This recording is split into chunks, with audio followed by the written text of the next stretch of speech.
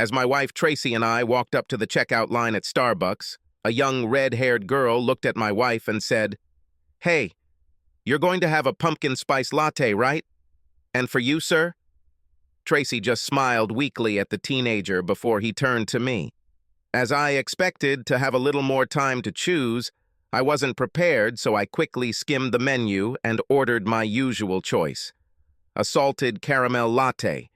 I was about to take cash out of my left front pocket to pay when I saw Tracy give me a sideways look, so instead of cash, I grabbed my wallet, pulled out my debit card, and tapped it on the terminal in front of me.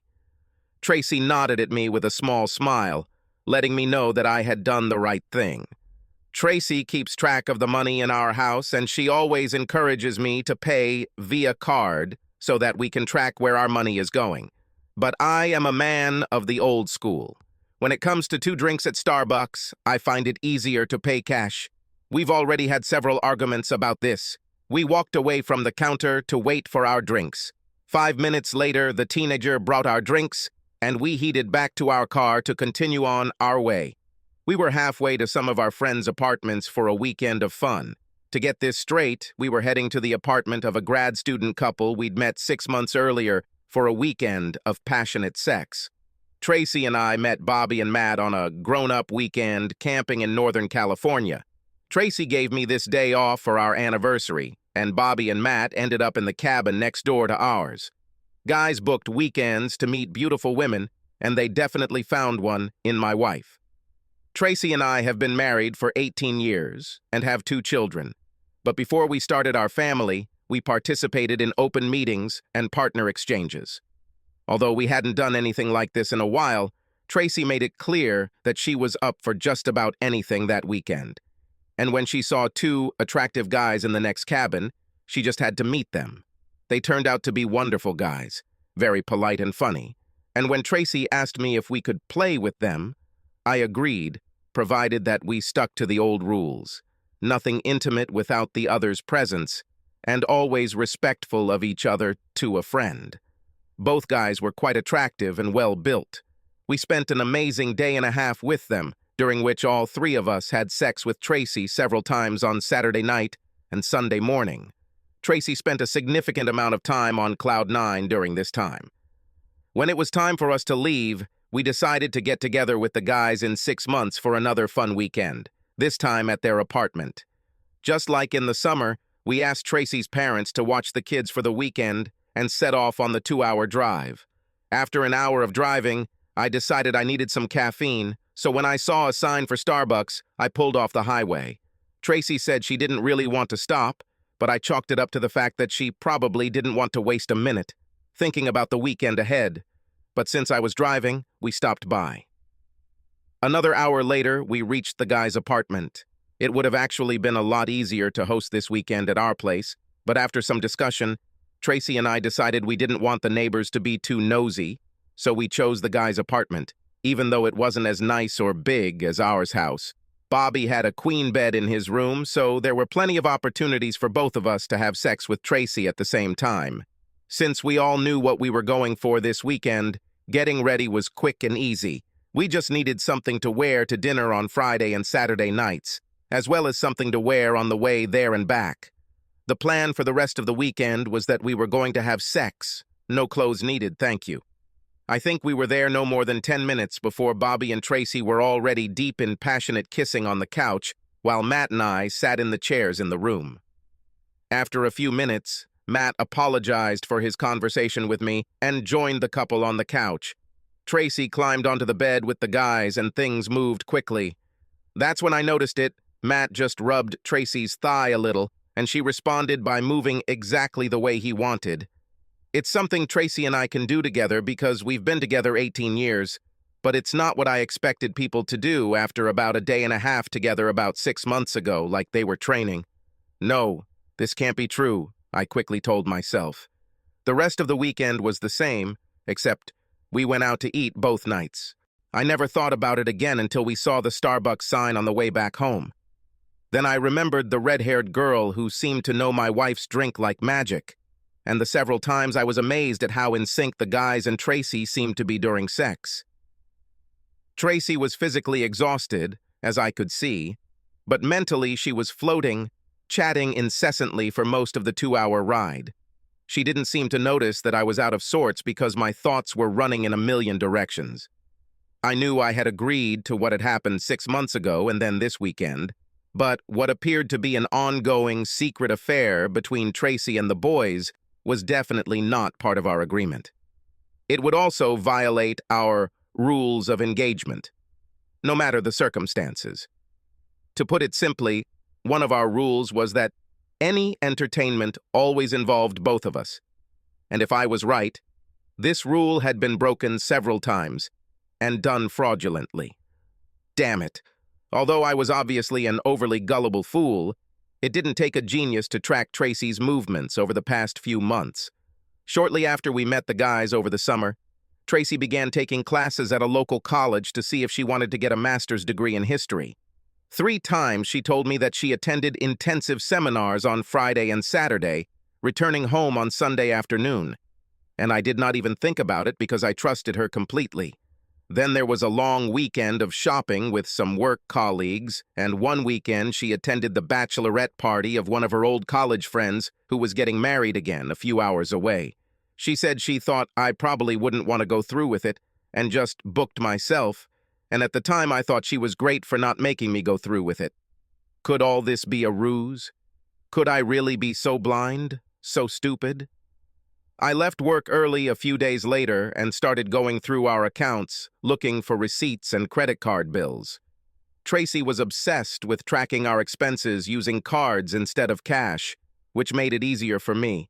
For every weekend in question, there were checks from the boys' town, and on each of those weekends, there was at least one purchase at Starbucks, which we stopped at on our way to the guy's apartment.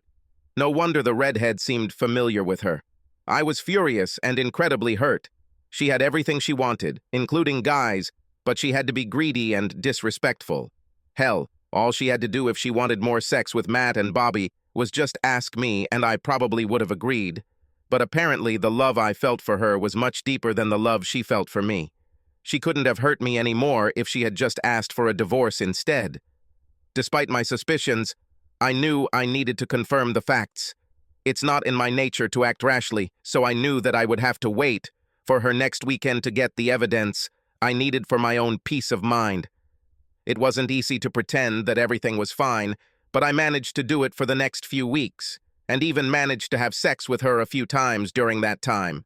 We live in a no-fault state, so the financial split had to be equal, but I knew that if I could prove adultery, I would get more visitation rights with my children. 3 weeks after our weekend with the boys, Tracy told me that another workshop was coming up and that she would be leaving the following Friday and Saturday and returning as usual on Sunday. I barely looked up from the newspaper I was reading when she told me, so as not to give myself away. I'm sure my growl of approval only made her more confident that she was misleading me again. On Friday, when she had to leave, I made sure that I did not deviate 1 degree from the time she cheated last time. I always left for work about an hour before she did, and then she and the kids waited for their school bus to arrive before heading to her workshop. The kids were old enough to be left alone after school until I got home around 6. I gave Tracy a quick peck on the lips as I left, but nearly ruined it when my emotions took over, and I gave each of the kids a very heartfelt hug. As soon as I walked out the door, tears rolled down my cheeks. I thought that the next time I saw my children, I would have to tell them that their mother was a traitor and destroyed our family. I truly regretted this part of the plan. I beat Tracy by about an hour as I headed to the boys' apartment. I parked in the back of the apartment complex parking lot, knowing that Tracy wouldn't be looking for me anyway. I set an alarm on my cell phone to wake me up in an hour, and took a nap in the car. It was actually a bad dream because I couldn't turn off my brain, and when the alarm went off, I immediately jumped up and hit my head on the roof of the car. While I was rubbing my head, Tracy's car pulled into the parking lot and parked in about the same spot we parked last time. With her bag under her arm, I watched as she walked towards the boys' door and knocked. Bobby answered the door wearing what looked like long, silky basketball shorts with no shirt, leaned in and gave Tracy a long, passionate kiss right at the door. He took her bag and held the door while she went inside. I looked around the lot and found both boys' cars, so I knew Matt was in the apartment too. I didn't think he'd want to miss a minute of the fun. Part of me was dying inside as I waited for 30 minutes. I wanted them to start so I could see with my own eyes what my heart already knew was true. And knowing how happy Tracy would be, I knew they wouldn't waste any time getting started. At 30 minutes, I walked up to the door, easily and very quietly picked the lock and went inside. I could easily hear the three of them doing it in Bobby's bedroom, where I quietly headed. Tracy shouted the usual phrases, but one of them threw me off balance. She said, "Make Jeff a happy cuckold." It was at this moment that I lost my composure and broke down. They hadn't seen me yet, so I caught all three of them by surprise when I rushed to the bed, punched Bobby square in the face, then turned my attention to Matt.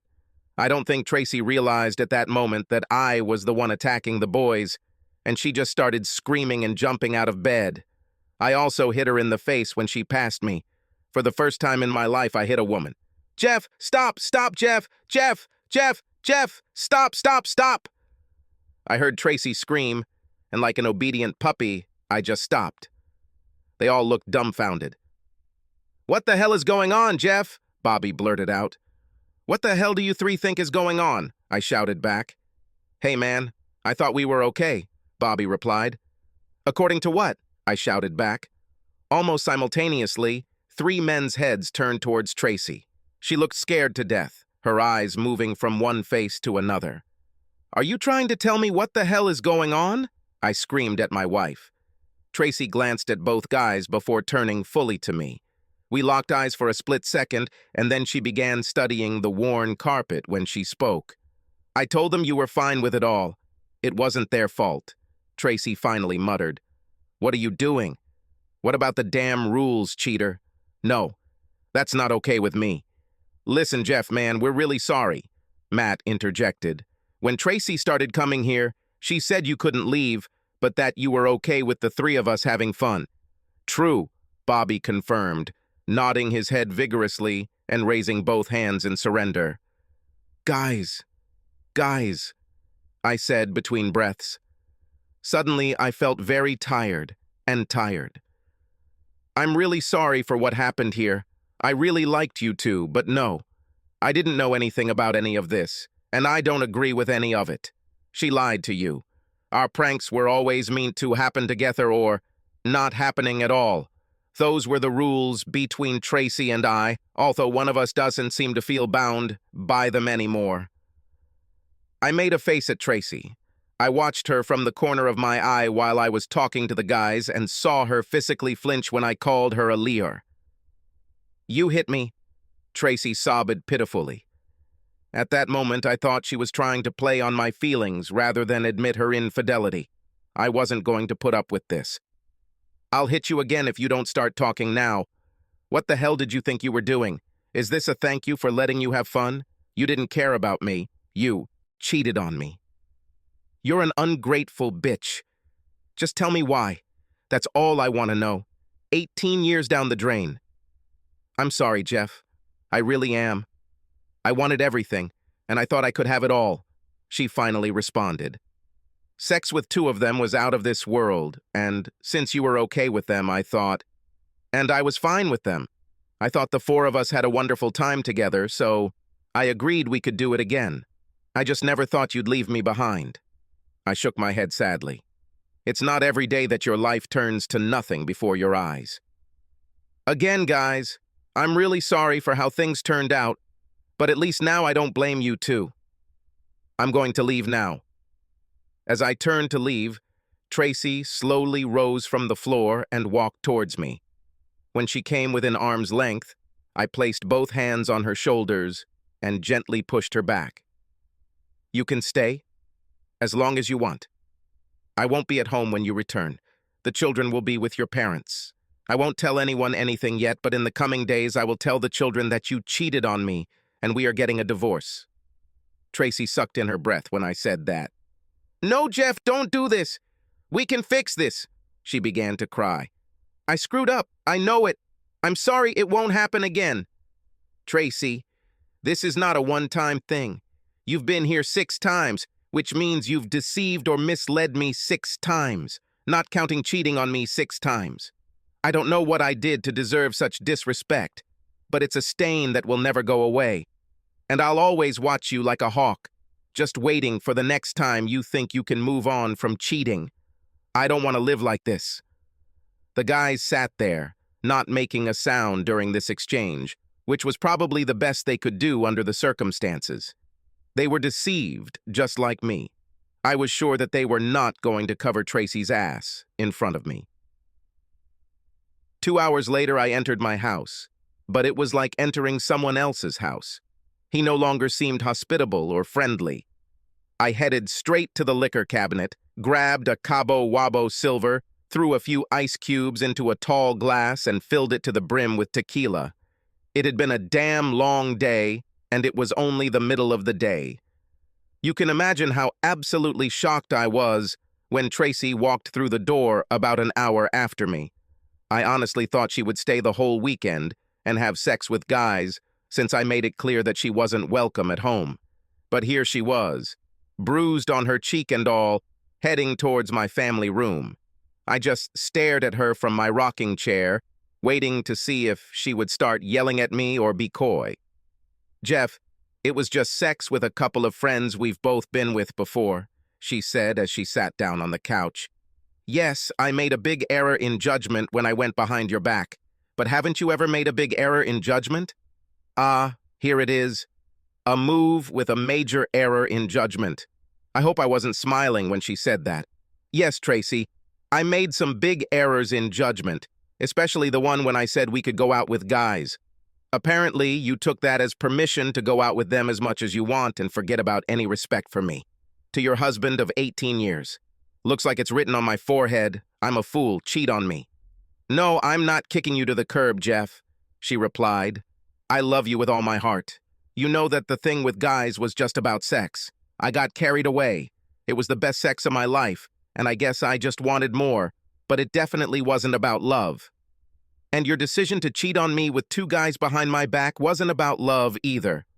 My glass was empty, so I got up, went to the kitchen and filled it to the brim with ice and tequila. Yes, I'm smart enough to know that drinking alcohol won't solve my problem. But I didn't have any plans until Monday, when I found a lawyer and started the divorce process. Tracy just stood behind me in the kitchen, quietly sobbing. I resisted the urge to turn around and hug her and make her pain go away, as I had done so many times in the past. You should probably pack a few things for yourself and go stay with your parents for a couple of days. I sure as hell don't want you here. I'll pack my things and find a place to stay, and you and the girls can come back on Monday. I will. I'll call you when I'm ready to come and talk to the girls face-to-face next week. I'll text them tomorrow when I'm sober. Now go. That was the last time I spoke to Tracy alone as husband and wife. After that, we usually met in the presence of lawyers or family. I didn't feel like she had anything new or useful to tell me, so I never agreed to meet her in person. The children took the news quite calmly, considering the circumstances. Maria had only 1 year left before she went to college, and Haley would be heading there in 4 years. We agreed that Tracy would live in the house with the girls until they both graduated from college, after which we would sell the house and split the profits. We split almost all financial matters equally, but with me still being responsible for half the mortgage and my own apartment. Things were tight. Luckily, I still remembered how to live the frugal bachelor lifestyle, even if I didn't quite remember the bachelor games. I saw the kids often enough that our relationship remained strong until they both left for college. Then we lost touch a little due to school and summer jobs. I think they both felt a little sorry for me, being so isolated from my old life. They didn't talk about Tracy too much when we were dating because they knew I didn't want to waste our limited time together bringing up painful memories.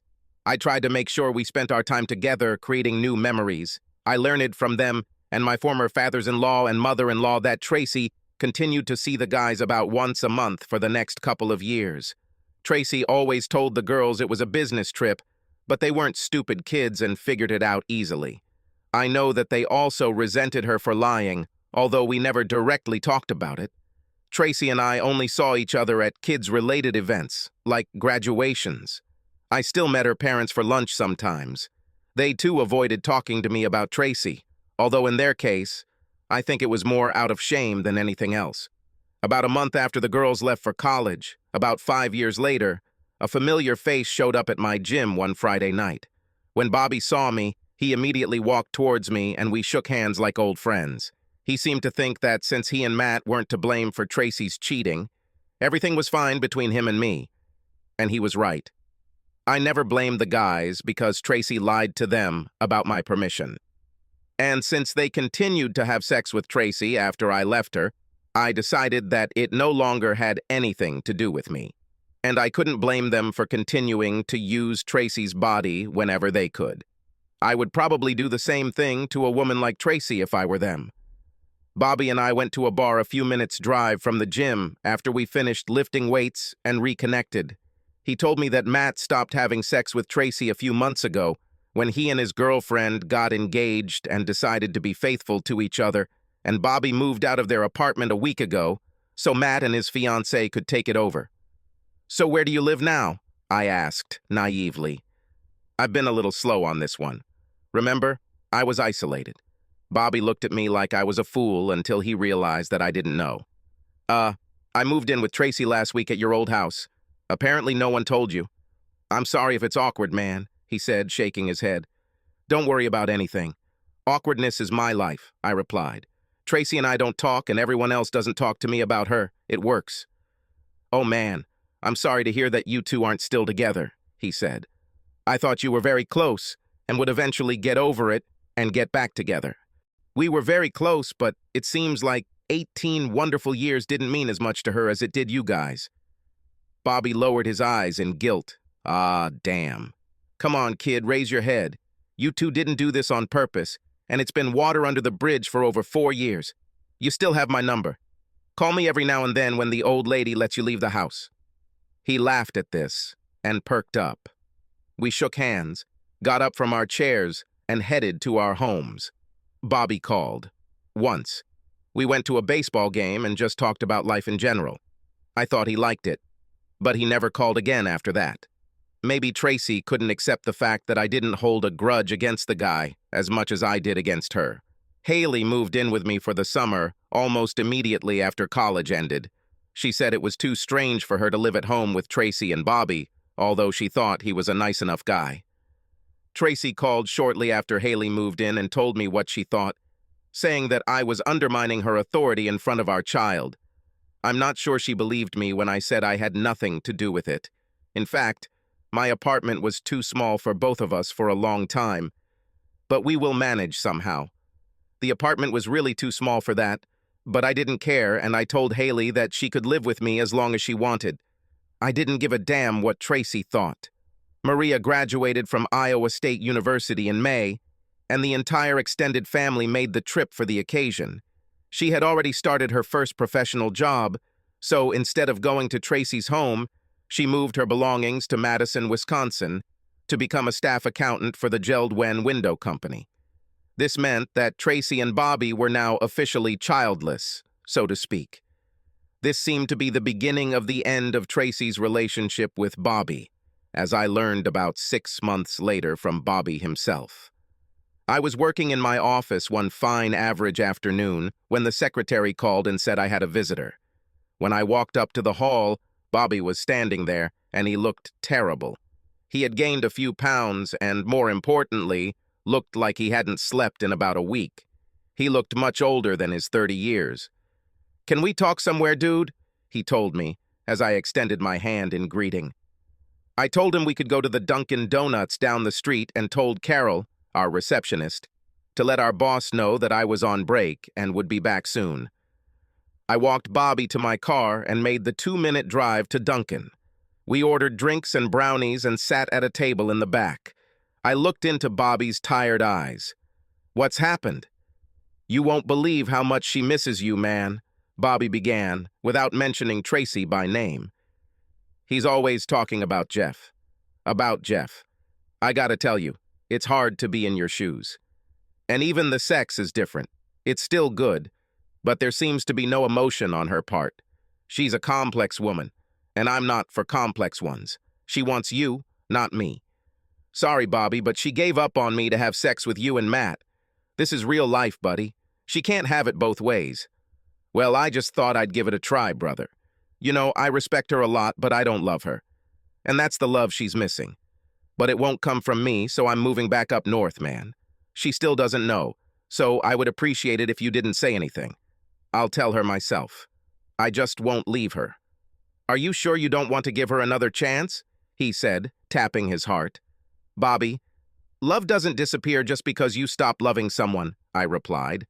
I guess I'll always love Tracy, but no, I'm not in love with her anymore. There's a difference. Okay, Jeff, I got it. I guess I'll be leaving in a few days. Thanks, I guess, for everything. Then again, I never wanted any of this to happen. I know, Bobby. Take care of yourself.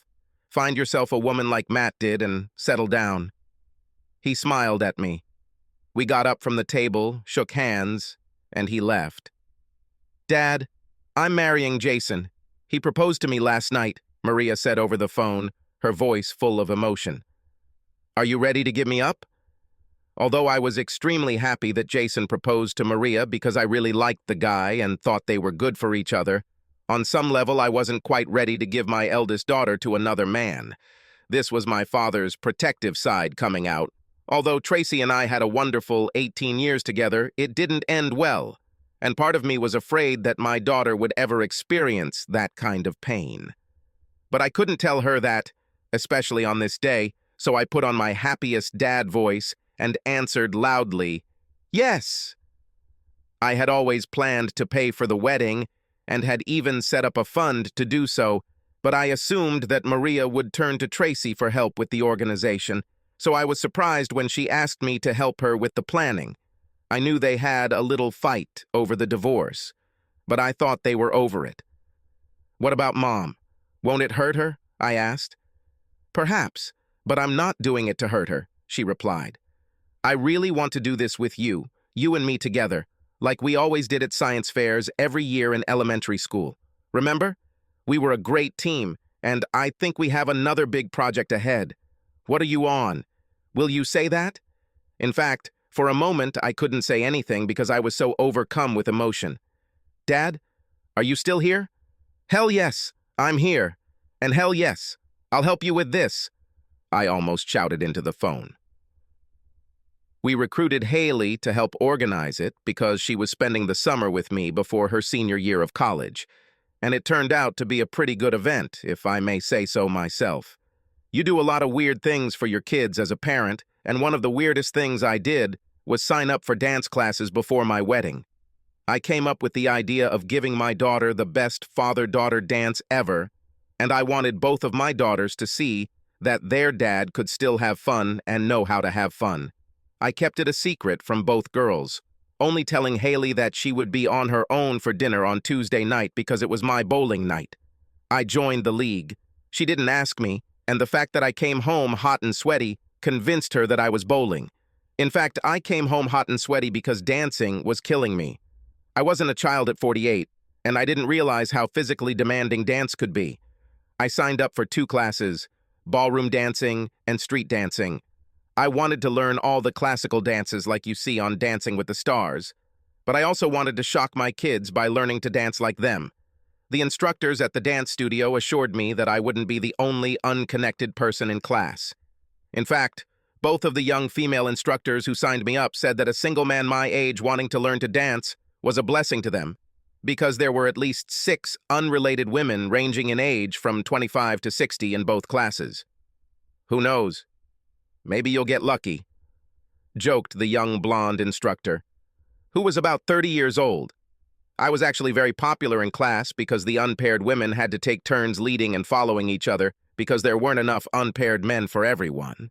So I danced with about 6 different women in each class.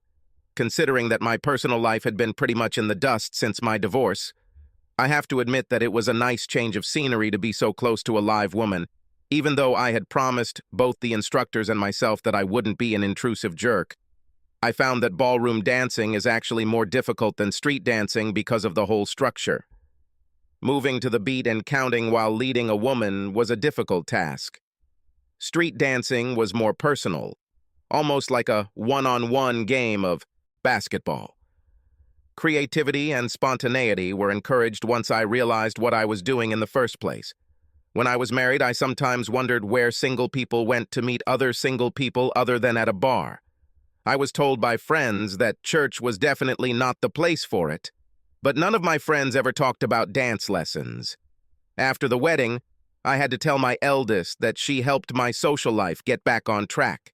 4 women who had been to both dance classes with me, whom I got on well with, asked me to join them at a club in town for drinks and dancing. They regularly went there on Fridays to distress and have fun, and maybe meet someone too. By then, they all knew my history and knew that while I enjoyed their company, I had no intention of trying to start a relationship with them. We felt safe with each other, and I know they enjoyed a little male company on those evenings. We all became pretty good friends, and over time I felt free to ask them questions about the female psyche. Trust me, it was a great lesson, especially since there were 4 of them, each with their own experiences. Being the only man in the group, I mostly danced only with my friends. After all, 4 partners was more than enough. They danced with me and with each other, and with other men when asked politely. Other women saw us together and either thought I had some kind of harem thing going on or I was gay, so I wasn't asked to dance often. However, every now and then some brave soul would approach me, and I would usually grant their request. And from time to time, a phone number slipped into my hand. Usually, one of my 4 friends would notice the gesture, and I would get ridiculed when I returned to our table. "Hey, Romeo, we're not here to be your wings," said Mavis, one of my 4, the first time a woman handed me her number. It's probably a good thing the club was dimly lit because I know I turned 3 shades of red. When the wedding day arrived, I was practically a different person compared to the single man I had become after my divorce.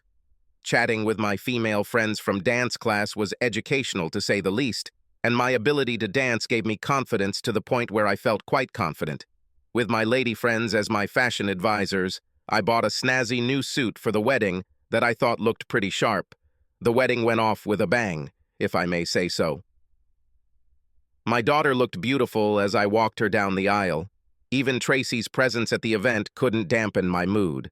I discussed the father-daughter dance with the group, but did not mention it to Maria. We started with tango, then moved to waltz after about 90 seconds, and then went to modern after another 90 seconds. I gave her some old-school advice, but she was hanging on and breathing heavily as I calmly advanced in front of everyone. Then, when the music changed to modern rhythms, I let her go and accompanied her step by step in street dancing. The look on her face, on the faces of everyone present, was priceless. My daughter almost smothered me with her hug when the dance finally ended. Honestly, I walked off the dance floor knowing that Jason and his mother wouldn't even have a chance to compare to ours. Dance. I accepted congratulations as if I had just won the Indy 500 while the mother-son dance was going on. Before I knew it, Tracy was standing in front of me with a surprised but happy look on her face. "Wow, can I get some of this tonight?" she asked. "You never cease to amaze me." Just then, Haley grabbed my hand and pulled me back to the dance floor. The mother-son dance ended and the children took the lead, along with me. I don't think I sat down for another 15 minutes, and when I finally did, Maria's friends came up to me to congratulate me for being so on topic and good. When the band would sometimes play a slow song, several women my age would come up to me and ask me to dance. I spent time with each of them, and when a song came on that I could foxtrot to, I walked over to the family table and extended my hand to Tracy. She looked at me somewhat flirtatiously, took my hand, and we set off. I know that most people at the wedding knew our story and knew that we rarely spoke or spent time together. So when we hit the dance floor together, a lot of heads turned to watch. They probably thought I would step on her foot on purpose or do something else mean, but I was having too much of a good time to really pay her much attention. I noticed that she had gained about 20 pounds over the last decade. and it looked like she wasn't maintaining her gym membership. I knew she was out of breath when we finished, and I escorted her back to her seat. "Thank you, kind sir," she said out loud, then leaned close and whispered, "Can we find time to talk tonight? Just 5 minutes?" We were still hugging, so I whispered in her ear, "Yes, a little later." She gave me a quick kiss on the cheek, and I could smell her white shoulders. He still fit her. Maria came up to me a few minutes later at the table and complimented me on being polite to Tracy. "Just trying to be a good host," I said. She looked lost, so I waited until they played something simple enough that she could handle it. "Well, you're a good man, Charlie Brown," Maria said, before kissing me on the cheek and walking away. I waited until the party was over before approaching Tracy for our little chat. By then, some of the guests had already left, and some were too drunk to notice.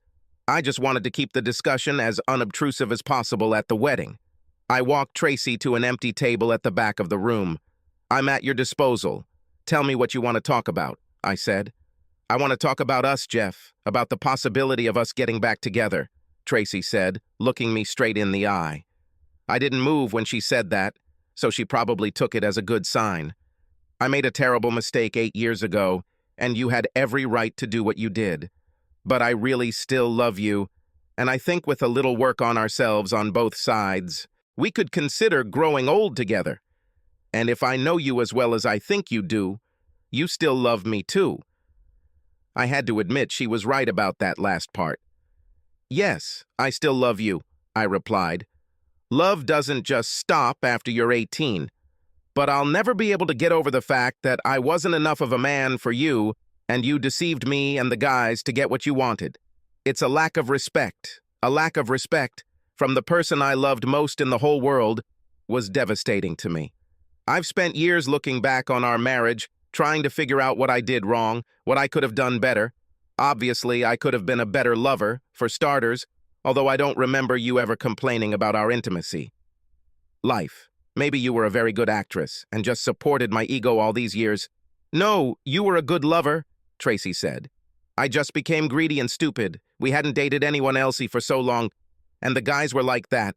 I wanted more, but I knew you wouldn't approve. I guess I could find another kupla for real Ikshangi, and to be fair to you, but I really liked guys and didn't want to change that. So basically you were a selfish bitch," I interjected.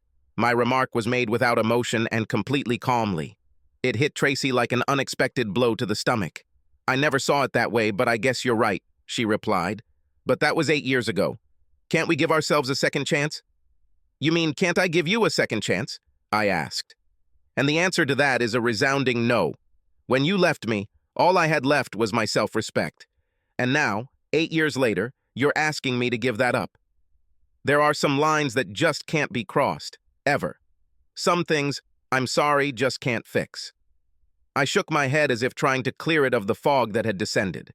I was pleased with myself for being able to rationally discuss the situation when I knew there was a time when I would have flown into a rage and possibly hurt myself more than anyone else. Tracy's eyes were downcast, focused on the floor beneath her shoes. When I looked at her again, I saw tears streaming down her face. 8 years ago, I would have hugged her and wiped away those tears. Now, I just got up and left. I walked over to the family table. Everyone was looking at me, waiting, I think, for the explosion I just talked about. I could see the concern on their faces. I grabbed Haley's hand and practically dragged my shocked 22-year-old daughter onto the dance floor, winking at Maria and Jason as I did so. "Hey, we still have 45 minutes of partying," I shouted after them. "This old man will get his money." Although I didn't remarry, I dated as much as a man in his 50s and 60s probably should be allowed to. I enjoyed where life took me. I retired at 65 and lived a comfortable, if not great, life, took some nice sorority trips, and filled the role of grandfather with enthusiasm. Haley had 2 marriages about 6 years after Maria, and each girl had 2 children. I didn't intentionally avoid Tracy, but even though we both still lived in the same city, I rarely saw her. The girls told me that she led a very quiet, lonely life, especially after her parents both died more than 15 years ago. Not only did I attend the funeral, I said both farewells and Tracy wrapped her arms around me and absolutely cried when I finished each time. I held her tightly both times because I knew how much it hurt to lose your parents. But I made sure to stay away after that. I didn't want to send mixed signals at a vulnerable time in her life. I guess part of me still loved Tracy. I'm not sure it's possible to completely get over someone you've been married to for so long, but after all these years apart, I was rather sad about how things turned out for her. She made a bad choice and it ended really badly for her, but I don't feel guilty for doing what I had to do and then moving on with my life. Subscribe to our channel so that your second chaff doesn't cheat on you, and go ahead and listen to the next story, because this story is nothing compared to the next one. If you're under 18, don't even think about listening to the next one.